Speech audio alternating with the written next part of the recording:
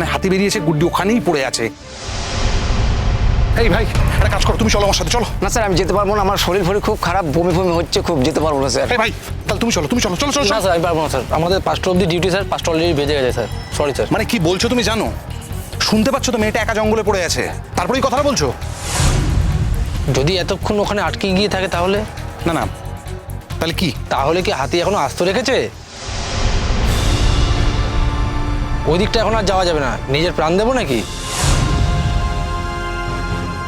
তাছাড়া sir duty আমার 5টা অবধি, অলরেডি স্যার 5টা বেজে গেছে, আমি এখন যেতে পারবো না। কি হয়েছে বলতো? তুই বেরোচ্ছিস ভাই, বেরো না। তোকে তো আমি কিছু বলছি না, বললাম তো পুরো ঘটনাটা, তুই কি বুঝতে পারছিস না আমি কি বললাম? আমরা ওখানে হাতি বেরিয়েছিল, স্টুডেন্টরা দৌড়তে আরম্ভ করে, তখন তাড়াহুড়ো করে সবাই গাড়িতে উঠে যায়, বাসে উঠে যায়, তখন কেউ খেয়াল করেন যে গুড্ডি গাড়িতে ওঠেনি, গুড্ডি ওখানে একা পড়ে আছে। বললাম তো তুই বেরোচ্ছিস, তোর বউকে নিয়ে তুই বেরো না, তোর কি প্রবলেম? যে সবাই গাড়িতে উঠলো, ও উঠলো না কেন? আমি তো এখানে রয়েছি তোমার সাথে, সেটা আমি কি করে জানবো বলো তো? তাহলে তোমরাই বুঝে দেখো যে বাইরে এসেও কোনো শান্তি নেই। এতগুলো স্টুডেন্ট সবাই বাসে উঠলো আর ওই উঠতে পারলো না, আশ্চর্য। আচ্ছা ও কেন উঠলো না একটু বলতে পারবে? শিরিন, তোমার মনে হয় ডিসিপ্লিন, মানে ওখানে কি ঘটেছে আমরা কিন্তু কেউ জানি না। হ্যাঁ, কি জন্য গুড্ডি ওখানে পড়ে রইলে আমরা জানি না। ও হয়তো দলছুট হয়ে গিয়েছিল, ও হয়তো আলাদা হয়ে গিয়েছিল, ও হয়তো দৌড়তে গিয়ে পড়ে গেছে, হয়তো হাতির পালের সামনে পড়ে গেছে, আমরা কিন্তু কেউ জানি না কি ঘটেছে এক্স্যাক্টলি। ও ডিসিপ্লিন ভাঙার জন্য এটা করেছে সেটা নিশ্চয়ই নয়। ও নিশ্চয়ই সবাই চলে যাক, আমি জঙ্গলে পড়ে থাকি এটা ভাবিনি। জঙ্গলে পড়ে থাকি, নিজে বিপদের মুখে পড়ি, এত রাস্তা হেঁটে আসি, এগুলো নিশ্চয়ই ভাবিনি ডিসিপ্লিন ভাঙার জন্য। তোমার মনে হচ্ছে হয়তো ডিসিপ্লিন ভাঙার জন্য, কিন্তু ডিসিপ্লিন ভাঙার জন্য কেউ এটা করতে পারে বলে আমার মনে হয় না, তাই না?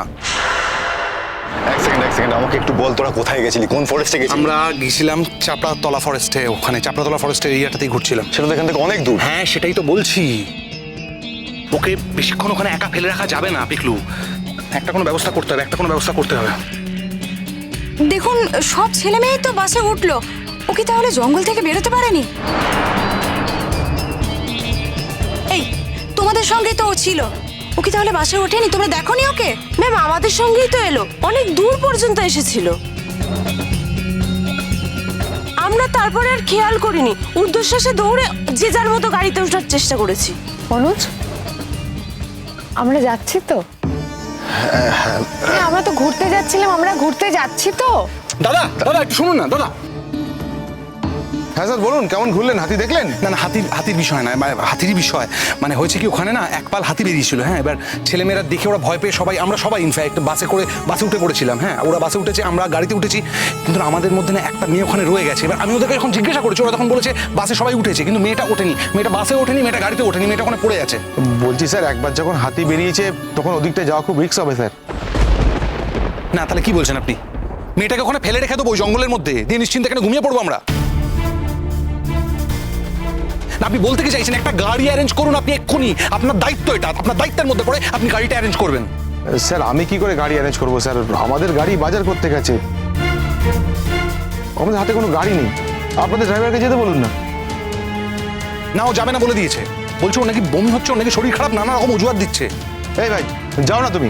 না স্যার এখন ওদিকে যাবো না, চাপড়াতলা ফরেস্ট তো জানেন, হাতির পাল যদি একবার বেরিয়ে পড়ে পুরো তছনছ করে দেবে, পান নিয়ে টানাটানি হবে, ঘরে বউ বাচ্চা আছে। স্যার রাগ করবে না স্যার, ওইদিকে আমি যেতে পারবো না স্যার, যেতে যেতে সন্ধ্যা হয়ে যাবে। না না, এক মিনিট, না বলতে কি চাইছো, বলতে কি চাইছো তোমরা, বলতে কি চাইছো আমি তো বুঝতে পারছি না। একটা মেয়েকে জঙ্গলের মধ্যে ওইভাবে ফেলে রেখে দেবো? মানে মেয়েটা ওখানে পড়ে থাকবে? কি কি কি চাইছোটা কি? আমি যদি তোমরা গাড়ি না দাও তাহলে আমি দৌড়ে দৌড়ে যাই ওখানে? না তোমাদের মধ্যে কি মিনিমাম হিউম্যানিটি নেই? আপনাকে যেতেই হবে, এটা হতে পারে না, আমাদেরই একজন টিম মেম্বার আমাদের সাথে নেই, আর তার যে বিপদ হবে সেটা জেনে আপনি যেতে চাইছেন না, এটা হতে পারে? শোন, এদের সঙ্গে চিৎকার চেঁচামেচি করে কোনো লাভ নেই। শিরিন তুমি একটু ওয়েট করো, আমি আসছি। কোথায় যাবে তুমি? এরকম একটা কথাবার্তা শোনার পর এই পরিস্থিতি আমি চুপচাপ এখানে বসে থাকবো, সেটা হয় কখনো? আমি আসছি, দাঁড়াও। অনুজ তুমি যাবে না, অনুজ তুমি যাবে। ওই মেয়েটা না একদম শান্তিতে থাকতে দেবে না আমাদের। দাদা ভাই তুমি ওকে আটকাচ্ছ না কেন? তুমি ওকে বারণ করছো না কেন? চল। ও তো হঠাৎ করে চলে গেল, ও তো গাড়ি নিয়ে গেল সঙ্গে, সঙ্গে তো আমিও যেতে পারতাম। এটা নাকি হানিমুন, এটা নাকি আমি হানিমুন। তুমি তুমি প্ল্যান করে এটা করেছো দাদা ভাই। তুমি কি চাও যে আমি শান্তিতে না থাকি? তুমি ইচ্ছে করে এগুলো করছো। আচ্ছা তুমি কি চাও বলো তো? তুমি কি চাও যে অনুজের জীবন, আমার জীবন, গুটির জন্য পুরো নষ্ট হয়ে যাক? মাইন্ড ইওর ল্যাঙ্গুয়েজ শেরেন। তুমি আর একটা ফালতু কথা বলবে না। তুমি যদি আর একটা ফালতু কথা বলো, আমি কিন্তু সবার সামনে আরো 4টে বাজে কথা বলবো, সেটা শুনতে তোমার ভালো লাগবে না। তাই মাইন্ড ইওর ল্যাঙ্গুয়েজ। পিকলুর বিবেকে যা মনে হয়েছে পিকলু তাই করেছে। এটা পিকলুর হিউম্যানিটি, পিকলু ডিসাইড করবে, আমি নই। আর পিকলু যাওয়ার আগে আমাকে জিজ্ঞাসা করে যায়নি, নিজের ইচ্ছায় গেছে। বললাম তো, সব সময় ওই মেয়েটার জন্য আমার সব শেষ হয়ে যায়। এতগুলো মেয়ে ফিরে আসলো আর ও ফিরে আসতে পারলো না কেন? কিসের জন্য? নিশ্চয়ই ওর কোনো উদ্দেশ্য ছিল। ওর উদ্দেশ্য একটাই, যে ও আমাকে শান্তিতে থাকতে দেবে না। সেই জন্য হাতির কবলে পড়বে। তোমাদের শান্তিতে থাকতে দেবে না বলে ও নিজের ইচ্ছে হাতির কবলে পড়ে গেল।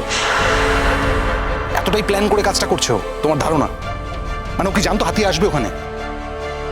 আমি জানি না দাদা ভাই, আমি জানি না, আমি জানতেও চাই না।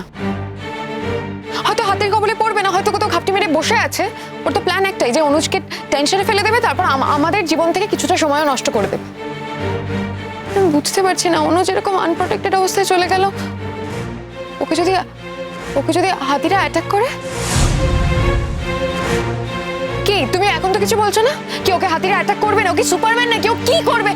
আচ্ছা আচ্ছা আচ্ছা আপনারা একটু দয়া করে যান না। আপনারা কি আশ্চর্য দাদা ভাই, তুমি কিছু বলছো না কেন? এতে আমার কি বলার আছে? পিকলু তো নিজের ইচ্ছে গেছে। পিকলু একজন বিপদে পড়েছে, পিকলু তাকে বাঁচাতে গেছে, সেটা মানবিকত্ব না। আমি পিকলুকে যেতে বলিনি, পিকলু নিজের ইচ্ছে গেছে।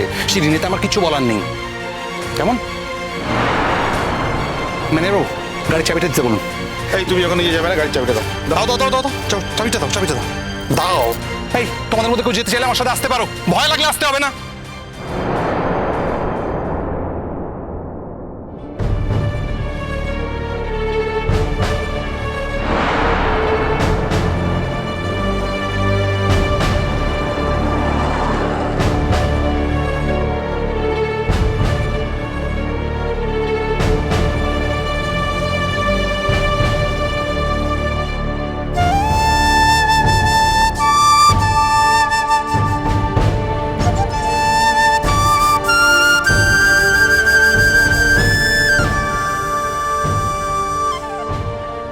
তুই আমার সারা জীবনটা জ্বালিয়ে পুড়ে শেষ করে দেবে গুড্ডি।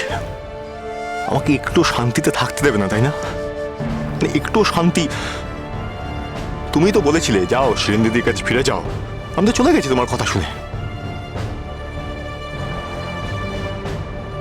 আমার নিজের জীবনটাকে তো জ্বালিয়ে পুড়ে ছাড়কার করে শেষ করে দিয়েছি। এটাই তো চেয়েছিলে, চোখের সামনে দাঁড়িয়ে দাঁড়িয়ে দেখবে যে আমি কিভাবে আমার জীবনটাকে জ্বালিয়ে পুড়ে শেষ করে দেবো। তারপরেও তোমার শান্তি হচ্ছে না। এইখানে এসে একটা কাণ্ড না ঘটালেই তোমার হচ্ছিল না। চারিদিকে শুনছে এরকম বন্য হাতির গল্প। হাতিরা ধান খেয়ে যাচ্ছে, গ্রামের পর গ্রাম তছনছ করে দিচ্ছে। এই তো শুনছিলাম 2 দিন আগেও নাকি একজনকে মেরে ফেলেছে। সেরকম যদি কিছু হয়েছে, কার সঙ্গে লড়াই করব আমি বাকিটা জীবন? কার সঙ্গে ঝগড়া করব বলো?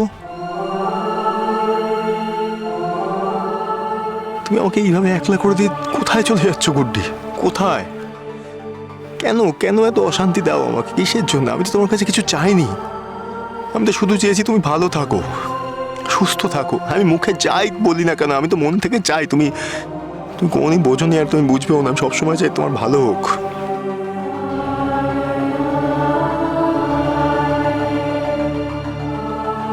আরে আমার কথা না হয় নাই ভাবলে গুড্ডি, তোমার বয়ফ্রেন্ডের কথা তো ভাবো।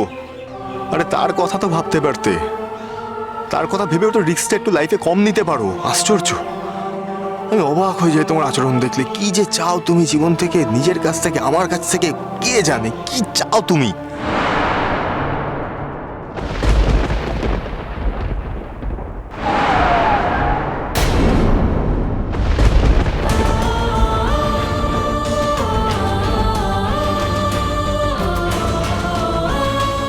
কোথায় লেগেছে দেখি? লাগেনি আমার। তোমার লেগেছে কি লাগেনি সেটা আমি ডিসাইড করবো। গাড়িতে ওঠো, এসো। আপনার কি চেনা আছে? গুড্ডি গুড্ডি